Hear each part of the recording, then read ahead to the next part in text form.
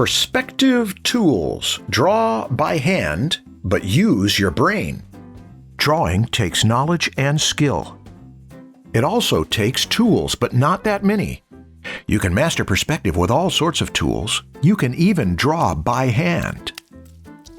But tools help us do what we can't do by hand. Introducing drafting instruments. Let's start with basics. Pencils. To learn perspective, you need only one pencil, a sharp one.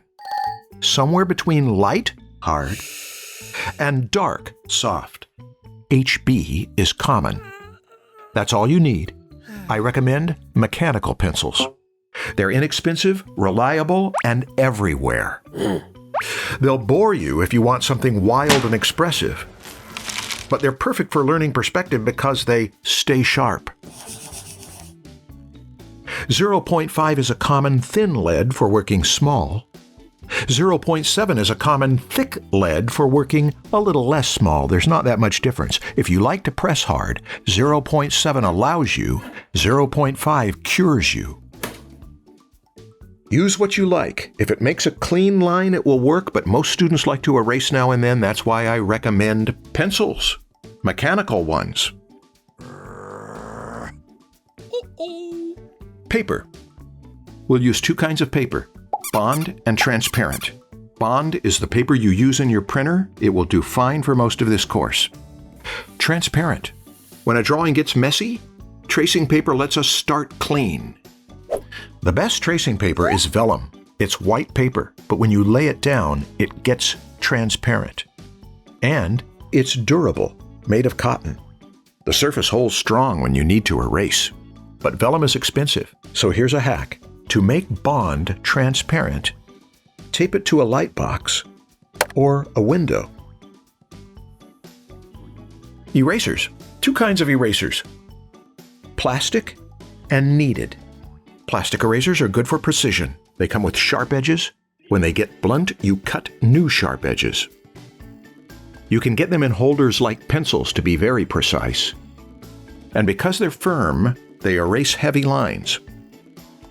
Kneaded erasers are softer. You can shape them to make them precise, but they're floppy. If you want to erase precisely, you can cut paper masks. Or if you want to lighten things up generally, you can dab or roll them gently. Or not. Kneaded erasers, champions.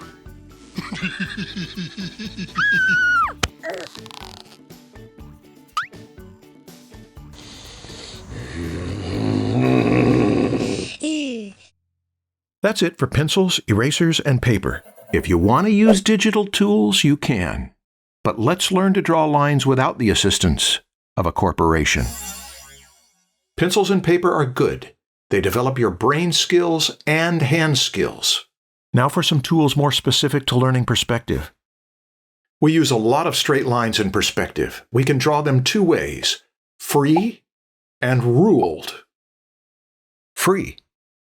It's hard to make perfectly straight freehand lines. We can get pretty close, and there are some secrets to help you improve. I'll show you in premium. Ruled. Until you get skilled at the freehand straight line, just use a ruler or straight edge when you need it. But isn't that cheating? Who decides that? Rulers may not show off your freehand skill, but they give you straight lines. Use them when you need precision. For perfectly straight lines, they rule.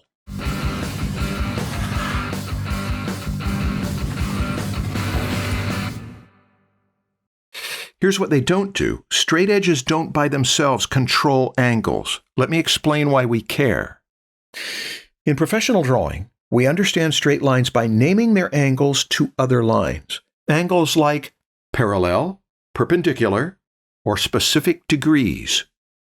Learning the angles, the protractor. Can you name this angle? Or this one? Or this one? Every angle has its number on the protractor. The Babylonians divided a circle into 360 equal parts, making 360 degrees. Chop it in half, The long straight line gets us started. We call this the 0 to 180 degree line. It goes both ways. Chop it again. One line breaks into two. The 90-degree angle aims toward the base like a plumb line toward the ground. That's a big deal, the right angle, also called perpendicular. We use the right angle constantly, even to name other angles. I'll show you. Angles not 90 degrees are oblique, diagonal. Two kinds of obliques. Angles more open than 90 degrees are obtuse angles, blunt arrows. Angles narrower than 90 degrees are acute angles, sharp arrows. Acute, obtuse, perpendicular, right. One more set. Lines that aren't 90 degrees or oblique go in the same direction like loyal friends. Parallel lines. Here's the big deal about parallel lines. When they go away from our view, they look like they disappear at their vanishing points. A great big discovery that led to this science. Parallel, perpendicular, or any oblique from acute to obtuse.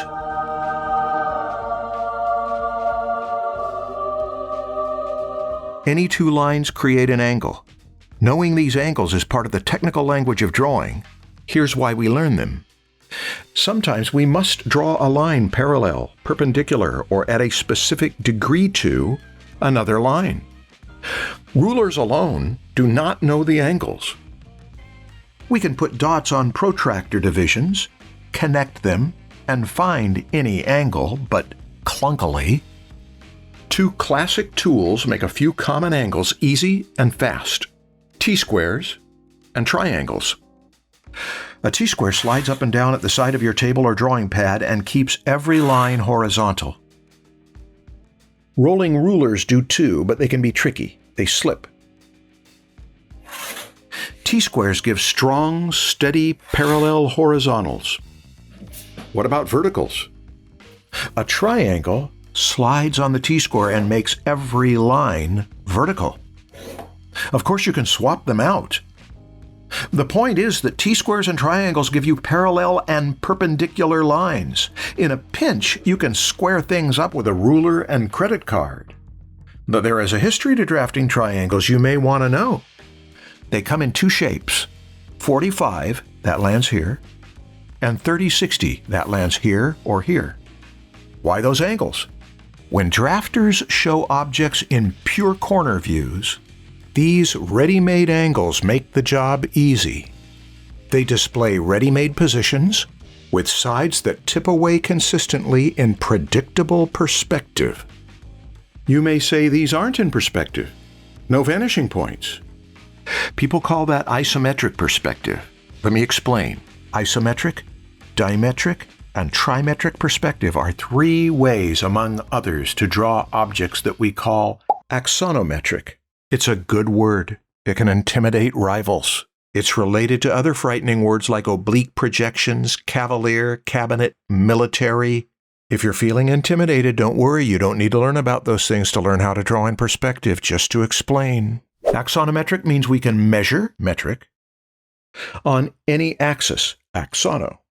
As this line recedes, that means it goes away, like my hairline did years ago. Axonometric systems keep the lines consistent. Every line that recedes to the left will be this angle. Every line that recedes to the right will be this angle. All of the up and down lines stay vertical. Drafters develop these systems to draw three-dimensional objects like buildings before building them. It's a kind of perspective. The receding surfaces look like they slant away from us, but they never change size. No vanishing points, so your drawing can stretch out as far as you like. It shall never disappear!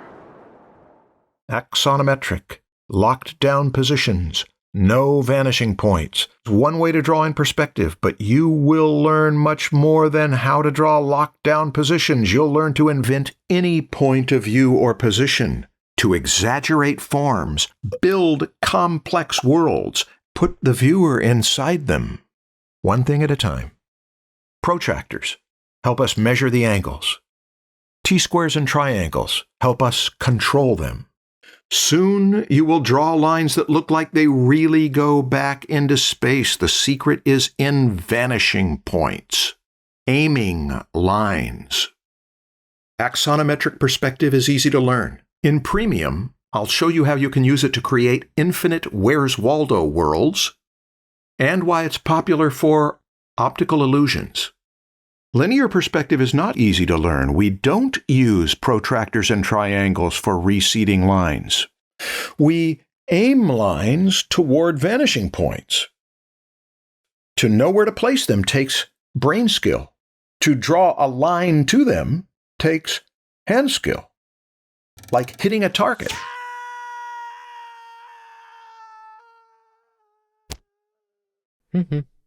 When you can place vanishing points and draw lines to them freehand, you're ready to draw with your brain and your hand. Yay! Masters use all sorts of tools for their craft.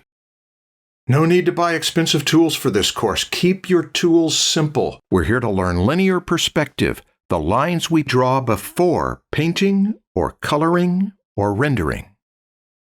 We will introduce new tools as we need them to solve problems, not when we don't. Allow me to illustrate. Let's have a contest between the straight edge, yay, and the trained eye. Woo!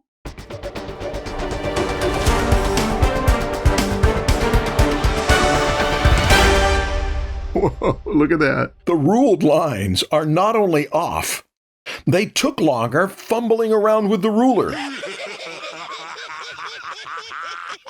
Unless you like tools that make your job harder, let's aim in this direction with our hand skills and develop our brains to know how to pronounce lines correctly. This week, buy your tools. In our next free lesson, we'll look at 5 ways to create the illusion of space on a surface. In Premium, we'll see a demo with special guest Peter Hahn and how to create an optical illusion with vellum or tracing paper using axonometric perspective. Also in Premium, if you're trapped on an island, I'll show you how you can almost reinvent modern society with a T-square and 2 triangles.